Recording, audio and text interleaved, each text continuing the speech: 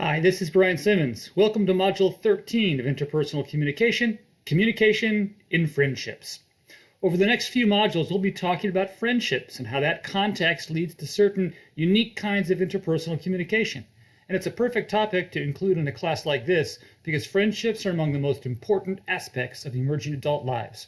In particular, in college, you tend to have a lot of friends. You have good friends, you have casual friends, friends in your club, friends that you have classes with, all sorts of people. And so at this point in your life, friendship becomes particularly important.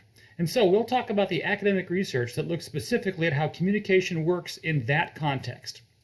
Let's begin with this. Friendships are highly valued things in American culture. It's true of other cultures, but it's particularly true of American culture. Research finds that people that have more friends tend to describe themselves as being happier than people that have fewer friends. And people that say they have rich, abiding friendships are among the happiest of all. This is particularly true of females. A bit later on, we'll talk about some gender differences in friendship communication, but for now, suffice it to say that research is clear that females put particular value on their friendships. And that's not to say that males don't value friendships. They do. But it's to say that females in particular value friendships in a way that oftentimes exceeds that of males. In fact, in some research, spending time with friends is among the most important and satisfying of all the activities that females say they find themselves involved in. And by the way, that includes married females. So we can point to a number of research studies from psychology, communication, and sociology that point to the value and the importance of friendships. But having said that, here's an oddity. Ever since the year 2000, the number of friendships that people claim they have has actually decreased. Now that's a bit odd when you think about it because many people would say that they have hundreds if not thousands of friends on social media. But the reality is that American society is becoming more disconnected and that while people do still have deep and meaningful friendships, the total number of friendships that they have has declined. We'll talk in the future a little bit about some possible explanations for that. But for now, let's just leave that as a bit of a paradox. So one of the things that researchers try and do when studying friendships is to think about what makes those relationships unique. In other words, what makes a friendship different from a relationship with family, or what makes a friendship different from a dating or a marital relationship. Now, of course, there's crossover there. Many people begin as friends and then transition into a romantic relationship. And certainly in a marital context, many people would say their spouse is their best friend. In fact, research finds that husbands, males, are far more likely to say that their wife is their best friend than wives are to say that their husband is their best friend. If you take my family communication class, we'll talk a little bit about why that might be the case. But let's start with this. What are some of the unique aspects of friendship? Researcher Paul Wright, W-R-I-G-H-T, has studied friendships for a number of years. And he's identified a handful of certain aspects of friendship that just makes them different than other kinds of relationships. The first of those aspects is what Wright calls a voluntary-involuntary paradox. So a paradox is when two things that appear to be contradictory are also true at the exact same time. An example of a paradox from the Bible is whoever wants to find his life must lose it. So a paradox in a friendship context works like this. There's a sense in which friendships are voluntary. That is to say, we choose our friends. We consciously make efforts to invest in some friendships and not others. We choose to grow this friendship, but not that friendship. Or we choose to exit this friendship and choose to remain in another friendship. It's voluntary. But yet there's also a very real sense in which friendships are involuntary. In other words, we don't choose them. Oftentimes you find out that when you get a job at a particular place, you end up becoming friends with people that you work with. If you weren't working there, you might not ever have been friends with them. Not just because you would not have met them, but because they're not really like you. They're not your kind of people. But you work with them 8 hours a day, and so a friendship begins to develop. It's involuntary. Many of my college students over the years have said that they've become good friends with people on their athletic teams.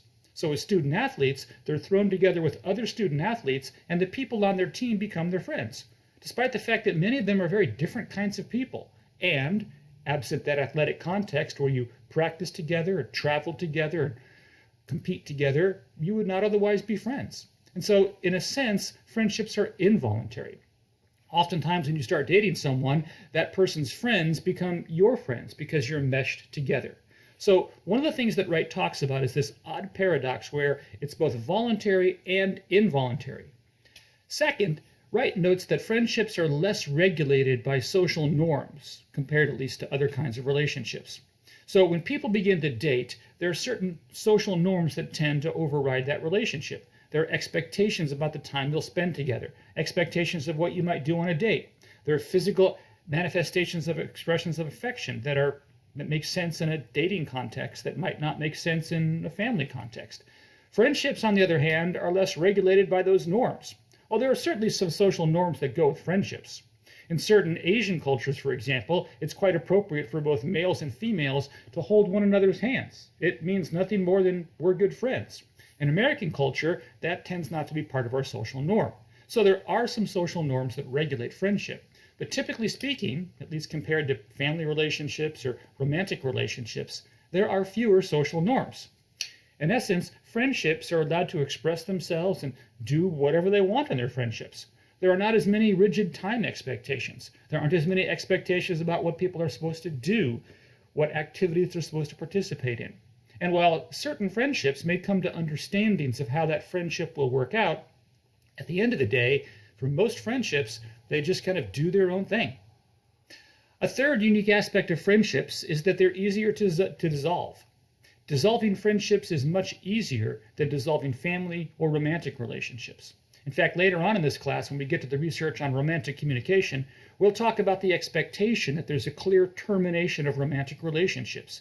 You're expected to have the breakup talk. You're expected to provide closure of some kind. In friendships, however, it typically doesn't work that way. People don't break up with their friends in the same way that they break up with their romantic partners. Likewise, to untangle yourself from a family relationship typically takes a fair bit of effort. There's an expectation that family will be family unless something catastrophic happens.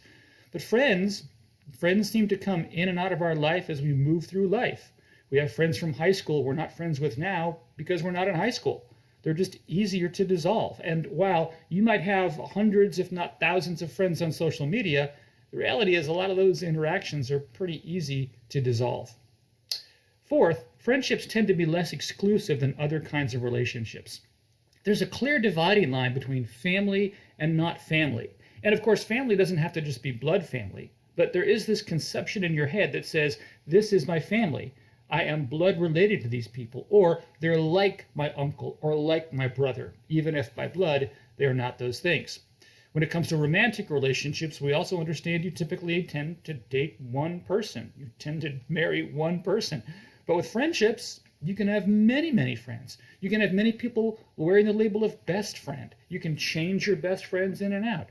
There might be a core group of people you're friends with over a long period of time, but it also might be possible that people come in and out of your life in such a way that you don't claim exclusivity to them.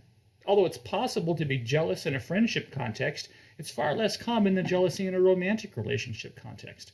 We just don't tend to lay exclusive claim to our friends in the same way we do with other people. It just doesn't happen nearly as often that a friend says to someone, I really think you're spending too much time with this other friend. On the other hand, it's quite common for people in romantic relationships to have conversations about the amount of time they spend together and about how exclusive they intend to be. So friendships, comparatively, are simply less exclusive. And finally, Paul Wright notes that with friendships, there typically is a less overt expression of affection. Now, this is particularly true in American culture, where the expression of appreciation, even love in friendships, is not expected to happen all that often, in particular among male friendships. But that said, if I were to draw a bar graph, we would find that in romantic relationships, there typically is a lot of expression of affection. There are words that are said, hugs that are given, kisses that are had. Even in family contexts, it's not uncommon to hear parents tell their kids that they love them. It's not uncommon for parents to give their kids hugs. But in friendships, hugs, expressions of value, all that kind of a thing are simply less common. And again, Paul Wright is not saying that they never occur in friendships. He's simply saying that they're far less common. Now, let's talk about another line of research that comes from a researcher named Jan Yeager, Y-A-G-E-R. Jan Yeager talks about what are called mental conceptions of friendships. If I say to you, for example, who's your best friend? By using the term best friend, you have a mental conception of what that means. That label has some kind of a definition that resides in your head. That's a mental conception. Well, Jaeger has studied friendships for a number of years, and she finds that these mental conceptions have with them certain expectations. Expectations of behavior, expectations of how people will react to things, expectations of how that particular relationship will play out. And so what Jaeger has done is Jaeger has found that there are three broad categories into which people tend to place their friends. And Jaeger says we tend to place our friends into these categories because it helps us make sense of the friendship. It is functional. So the first category that Jaeger talks about are what are called categories of closeness. So the categories of closeness oftentimes are indicated by phrases like, well, she's my best friend, or yeah, he's a guy I work with, or well, there's this friend of mine from church. And so whenever you label a particular kind of context, you're oftentimes suggesting closeness. But each of those terms suggests something about how close you are to those people. That is to say, they suggest something about not only the basis of your friendship, work, church, or high school, but they suggest how close you are with them. And so Jaeger says that those conceptions of closeness in our head tend to explain why it is we interact with people the way that we do. So your best friend from kindergarten, because the label best friend is there, because you conceive of that person as being closer than the guy you work with, you're likely to expect different things from the guy you work with than you do your best friend since kindergarten. The second category that Jan Jaeger talks about are what are called categories of utility. So utility is simply a word that means usefulness or function. And here, Jaeger wants to get at this idea that in our minds, we tend to put people into categories based upon how we use them. So for example, you might have your advice friend, the friend you go to when you need good advice about something. You have your fun friend, the friend you want to go with you when you go on the weekend to some kind of a party or some kind of a social event. You have your friend who keeps you in line. You might have your friend that is someone who helps you when your car breaks down, or your friend that you call whenever you have to borrow his or her truck. And so the idea is that there's some particular need that is met, there's some function that needs to be played, and your friend is simply in this category that plays that particular function. Now, before I share the third category, let me stop and say this. Of course, Jaeger is not saying these categories are mutually exclusive. Far from it. You can have your advice friend who also happens to be your best friend, or you could have your party friend who also happens to be someone you work with. So the categories do overlap. But that said, in our minds, at any given moment, Jaeger believes that we tend to put people into a certain category. And because we've categorized them that way, at least for that moment, we tend to interact with them in that manner. So here's the third category that Jaeger talks about in her mental conceptions of friendships. It's what's called categories of position. Categories of position indicate some kind of a social role, some kind of a defined place that someone has in our life because we've put them in that place. So for example, you might say, this is my childhood friend. Now at first glance, that might seem like it's a category of closeness, but it's a position of longevity. It's that position that someone holds simply because in your mind, something sets that person apart. Or you might say, this is my brother-in-law. So your brother-in-law is your friend, but your brother-in-law has a particular position toward you. So categories of position are sometimes important because the more specified the position, the more clear-cut the expectations we have of people. Anyway, regardless, what Jaeger wants to say is that whether it's closeness or position or utility, we tend to put people into some kind of a category, and that category in turn creates a set of expectations for how we will interact with them and how they will interact with us. And so once you set those expectations, then the communication that occurs flows from that. So for example, you're more likely to be significantly self-disclosing to your childhood friend than you are the person at work. And you're more likely to do that self-disclosure when you go to that friend who gives good advice, which you wouldn't, of course, do if you were talking to your friend that is simply fun. So another researcher is William Rollins. William Rollins has different ideas of friendship that have formed the bedrock of a lot of communication research. And what I want to do here is share 4 different ideas from Rollins that seem kind of random, but all fit together under a heading we'll talk about as being there for friends. That's the first of William Rollins's idea. Rollins argues that when we think about friends, we think about this idea of them being there for us. And this notion of them being there for us is what separates friendship from every other kind of relationship. You see, it's not that we don't expect family or romantic partners to be there for us. It's just that we think that friends in particular are supposed to be there for us, or they're supposed to be there for us in a different way than other relationships are. Now, that raises the question, what does Rollins mean by being there for us? Now, Rollins admits it's kind of a vague concept, and it's idiosyncratic, meaning it varies from person to person or friendship to friendship. But for Rollins, the idea of being there is this idea that psychologically, emotionally, sometimes even physically, someone is a part of our life in a way and at a time when we expect them to be a part of our life. So if you've just broken up with your boyfriend and you kind of feel all upset, you might lean on a good friend of yours and expect that person to be there to have you cry on their shoulder, to be there to talk with you about it, to be someone that could say the right things at the right time. They're there for you. Or alternatively, if you're about to move cross country and you're packing up your house and you need some people to help take the boxes and put them in the moving truck, your friend shows up and helps you do that. Your friend is there for you at that time. Now, it may be that you understand what it means for you, for a friend to be there when that friend isn't there, when your expectation is not met. So, for example, if you expected your friend back home to be there for you as you went off to college, and you were texting that person and trying to set up Skype phone calls with that person, and they were just never around, they didn't return your texts, you could never set up a Skype call, then that person wasn't there for you as you managed your transition into your freshman year of college. So Rollins thinks that this conception of being there for you is an important one because it sets the tone for expectations with respect to how the friendship will work out. Now, notice the relationship here between the idea of being there from William Rollins and the idea of categories of friendship that we just talked about from Jan Yeager. Yeager's categories of friendship are broader. They are kind of more global. They have expectations, but those expectations stem from this broader idea of conception of friendship. Rollins's ideas are narrower. He talks specifically about the idea of being there. That's a more narrow, specific, particular kind of a context. And so therefore our expectations of what it is to be there are likely going to be more specific than simply those broad characterizations of friends. So the second of Rollins's idea is what's called agentic versus communal friendships. Rollins believes that friendships tend to fall into one of two kinds of patterns of interaction. The agentic friendships, A-G-E-N-T-I-C, is based upon the word agency. Think of it this way.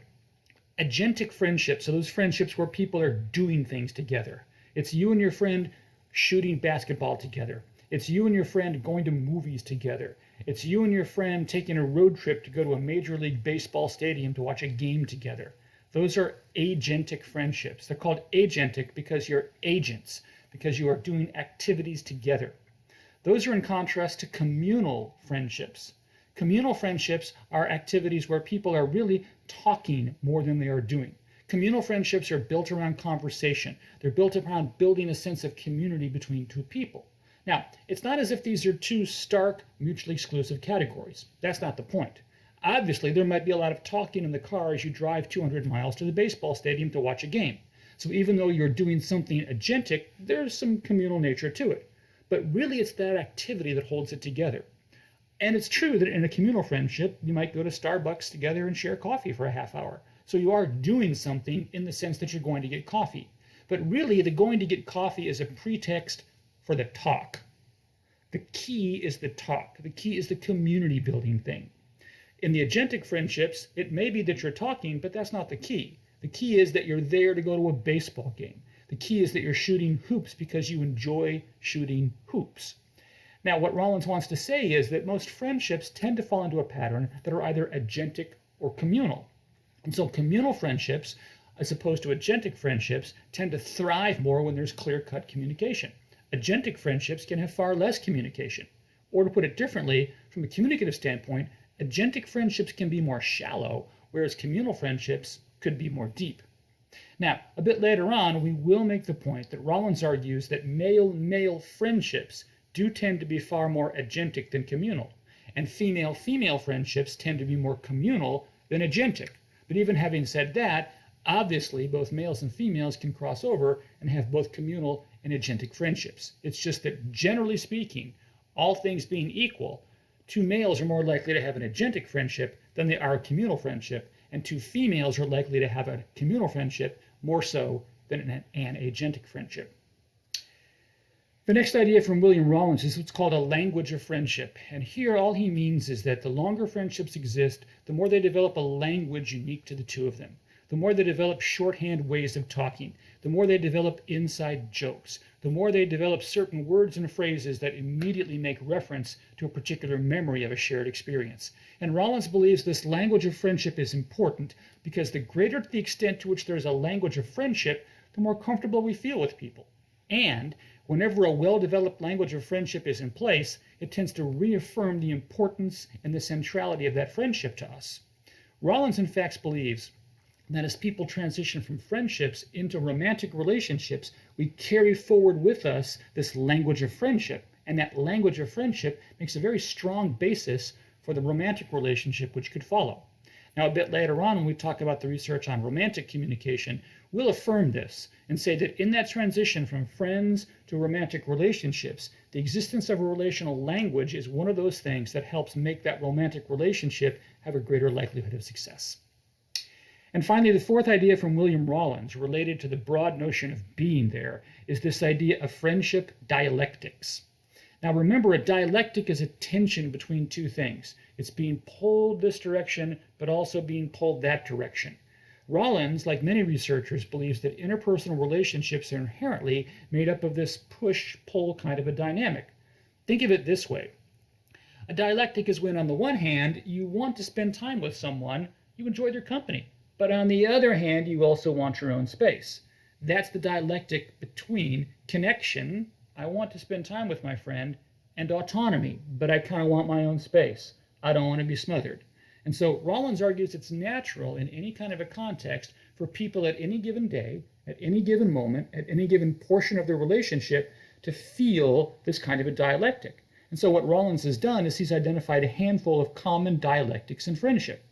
Now, of course, there are many kinds of dialectics, and it's almost impossible to list all of them. But let me just share with you a couple of them that in Rawlins's research have become particularly significant.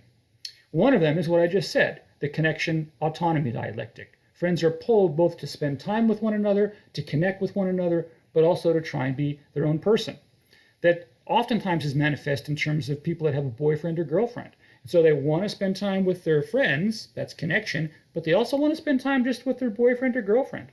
That's autonomy. Another dialectic is the idea of privacy and sharing. On the one hand, friends are oftentimes expected and sometimes desire to share all sorts of stuff about their life, to share their secrets, to share events in their life and ask for advice. But on the other hand, sometimes we also want privacy. We want our own stuff.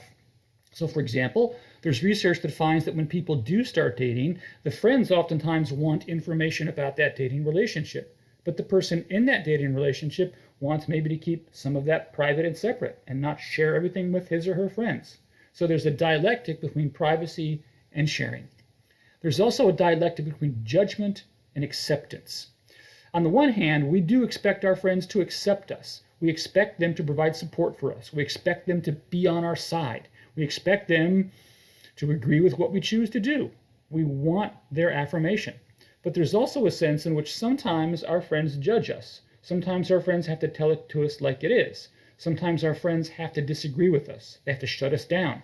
And so when you're a friend, oftentimes you experience this tension.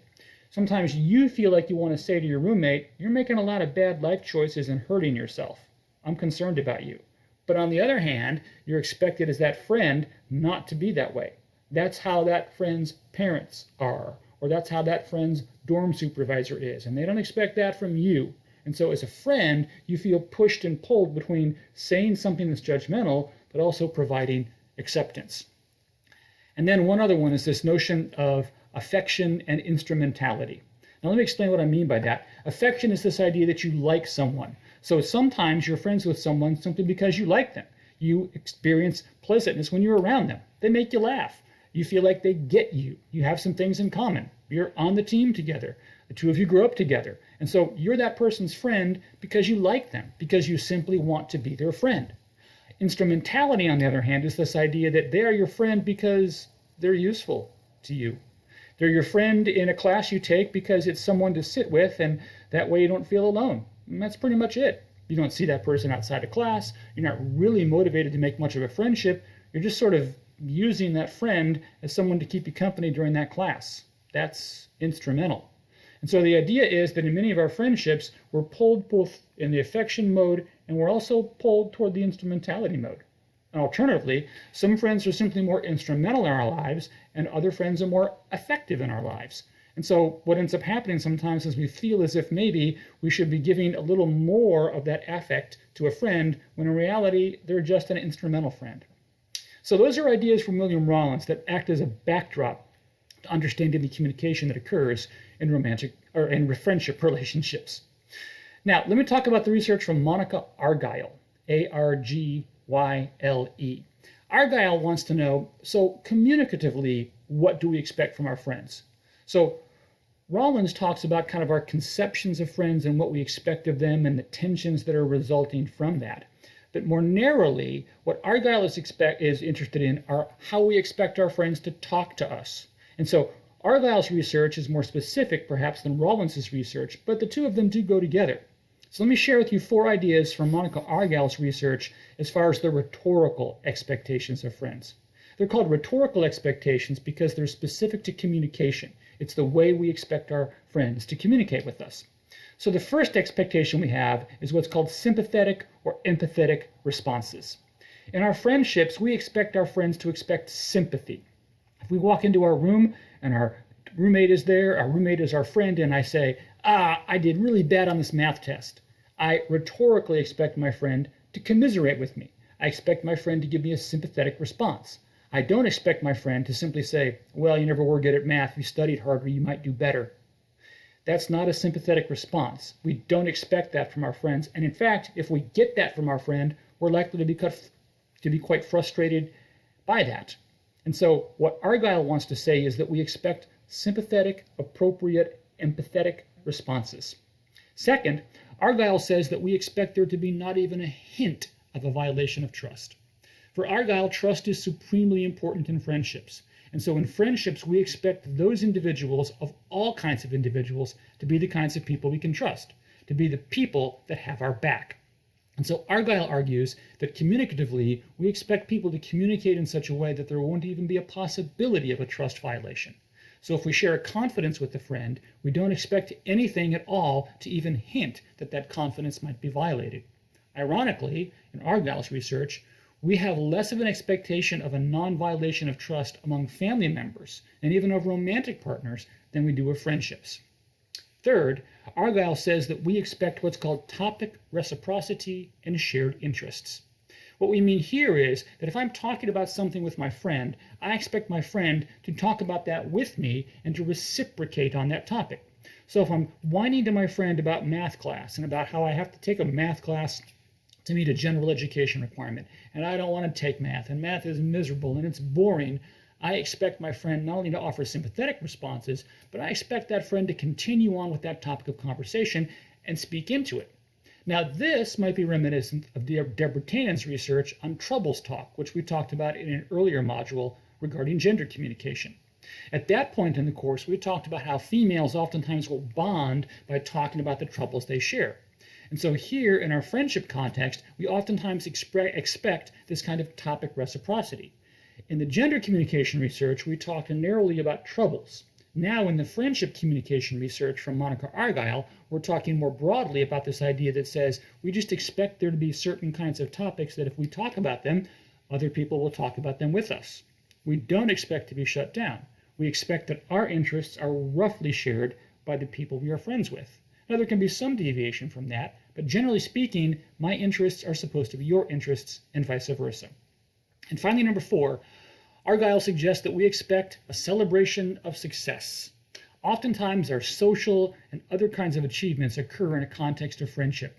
And so if you're selected as the winner of an award in your department, you expect that your friends will share in that success. They'll congratulate you. They'll be proud of you. They'll speak highly of you. You expect that if you get engaged, your friends are going to celebrate that with you. If you break up with your boyfriend, the expectation is that your friends will support you and celebrate your choice to end a relationship that you felt wasn't working out. What we do not expect from our friends is some kind of criticism or some kind of second judging. or second guessing, or some kind of judgment for that matter. What we expect is that when we succeed, however we define success, that our friends will celebrate with us. And the reason for this is because we want that celebration of success to affirm that what we think is true, meaning we expect that the celebration of success will reaffirm that what we succeeded at really was important and it really mattered. Finally, let's talk about a different kind of friendship that sets the stage for some stuff we'll talk about in future modules. Let's talk about friendship groups. Because so far, many of the examples that I've used have assumed two people involved in a friendship, you and your roommate, for example. But now let's talk about you and your friendship circle. Let's talk, for example, about the table of the plastics in the movie The Mean Girls, where you have multiple females who form a friendship group. Or let's talk about Harry Potter and Hermione and Ron at Hogwarts. It's a friendship group, those three individuals. So what we find with friendship groups is that they are a bit different than other kinds of friendship contexts. So let's return to Jan Yeager and talk about what she calls connection point analysis. Connection point analysis is simply the idea that says that friendships work best whenever you can find ways to connect with people. And what Yeager wants to argue is the more friends you have in a friendship context, the more opportunities there are for friendship connection points. So if it's just you and your roommate, and we're looking at the two of you in a friendship context, the two of you might be able to make some connections. But because there are two of you, the number of connection points is necessarily less. If it's you and your roommate and the third and fourth friend, now the connection points are multiple, because you can connect with any one of those other three people, but you can also multiply the possible connection points that each person brings to the table. And so this presence of more connection points for Yeager becomes important because it helps solidify and maintain that friendship group. But notice this. Yeager also says that in friendship groups, there's almost always unequal power and almost always unequal intimacy. What we mean by those two considerations is this. In a friendship circle of 3 or 4 people, one person at any given point in time will always have more power than the others. So if we think about the Harry Potter series, Harry and Ron and Hermione are a 3-person friendship circle. At some points in time, Hermione has more power, probably because she knows some kind of spell or something. Harry and Ron don't. And so at that moment, Hermione has more power. At other moments, Harry has more power, perhaps because he has an ability the other two don't have, or he has connections to Dumbledore, something like that. And so the idea then is at this given moment, there's unequal power. Similarly, there oftentimes is unequal intimacy. The connection that Harry Potter has with Ron is a different kind of connection than with Hermione. And there's a sense in which Harry Potter is closer to Ron than he ever is to Hermione. But there's also a few moments when he's closer to Hermione than he is to Ron. And so in a fluid kind of a way, Yeager argues that friendship groups create both unequal power and unequal connection or unequal intimacy. Now, by the way, although we've talked about connection a couple of times here, this is not exclusive to female friendships. A 5-person male friendship group, for example, let's say they're all members of a service club on campus at Oklahoma Christian. Among those 5 guys, at any point in time, one of those guys may have more power than the other guys, either because he knows something or because he has an ability or who knows what. And so Yeager thinks that unequal power, unequal intimacy, and things like the number of connections all become possible ways to better understand what happens in friendship groups. And then obviously with friendship groups, there's the possibility of coalitions. That is to say, there's a possibility that 2 or 3 people in a 5-person friendship group might band together, and that coalition then influences the communication that occurs. On more than one occasion, I have seen a friendship circle of college students where, let's say there's 4 of them, and 2 of them get together to try and intervene, to try and help the 3rd person in that friendship circle to stop doing something that they think is detrimental to that person. So the 2 of them have formed a kind of coalition. So these coalitions oftentimes become the backdrop for communication that occurs in a friendship circle. So what Yeager wants to point to is how it is that people in friendship groups based on connections feature inequalities of power and closeness. Another way to look at friendship groups is what's called role analysis. Role analysis wants to make the argument that in any friendship group, people tend to fall into certain roles. So there might be a leader, there might be a follower, there might be the person who is more senior because they've been on the team for 3 years, or they're a captain on the team. And so because you fill these certain roles, then that role in turn affects the way people communicate. Now, of course, it's possible for a two-person friendship to have roles, but in reality, we find roles much more prevalent among friendship groups. And so some people want to study the way communication unfolds in a friendship group because of roles. So if you think of the movie Mean Girls, the Plastics, that group of teenage females that sit together in the cafeteria, clearly the character of Regina is the leader of that particular group. That's her role in the group. She dictates the rules. She's the one that kicks people in and out of the group. She clearly has more power than the others, but it's not just that she has unequal power, it's that she plays a particular role. And so what some researchers want to do is ask, okay, what roles are being played in these friendship groups? By the way, if I was a student right now listening to this, I'd be asking myself what role I play in the friendship groups of which I'm a part. And then finally, there's this notion of opinion leader analysis. Opinion leader is a notion that comes from political science. An opinion leader is someone who has a particular sway or particularly persuasive influence on a group of people. So in a friendship context, we find that in the group context, one person, perhaps because of their role or perhaps because of something about them, their opinion simply matters more. They have a greater ability to influence people than others do. So in the Gospels, for example, we see that Jesus has 12 disciples, his apostles, that follow him as he does his itinerant ministry. Now, 3 of those apostles are particularly close to Jesus, and perhaps because their closeness to Jesus gives them that connection to him, they become opinion leaders. And in fact, research suggests that in the early church, these people that were closest to Jesus oftentimes played significant roles in the growing church. And because of this, they became opinion leaders. So opinion leader analysis wants to simply ask the question, so in friendship groups, whose opinion matters more? How is that opinion communicated? What do people do when they hear that opinion? Is that friend comfortable being the opinion leader? So whether it be role analysis or opinion leader analysis or simply the idea of connections, researchers note that friendship groups are just different than 1 or 2 people involved in a friendship. So all of this is to say that communication in friendships can be looked at through various broad lenses, whether it be William Rawlins's notion of being there or Monica Argyle's rhetorical expectations of friends, whatever it happens to be, these broad ways of looking at friendships form the backbone of research into communication in friendships. So in the next couple of modules, we'll look at more of the research on interpersonal communication that occurs in a friendship context, and you'll find that friendships really are different.